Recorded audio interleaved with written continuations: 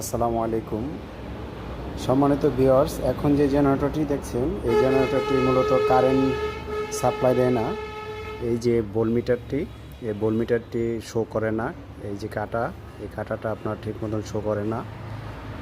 তো অলরেডি জেনারেটরটি 410 ঘন্টা চলছে। তো এখন এসে যখন স্টার্ট দিয়েছি তখন দেখি যে সে আউটপুট সাপ্লাই দিচ্ছে না। তো আমি সর্বপ্রথমই কার্বন ব্রাশটি খুলছি। তো যখনই কার্বন ব্রাশ খুললাম তখনই দেখলাম যে কার্বন ব্রাশ অলরেডি ক্ষয় হয়ে গিয়েছে।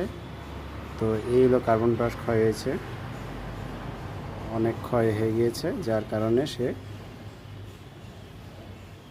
এভিআর থেকে ডিসকানেক্ট হয়ে আউটপুট দিচ্ছে না। তো অলরেডি আমি একটি নতুন নিয়ে এসেছি।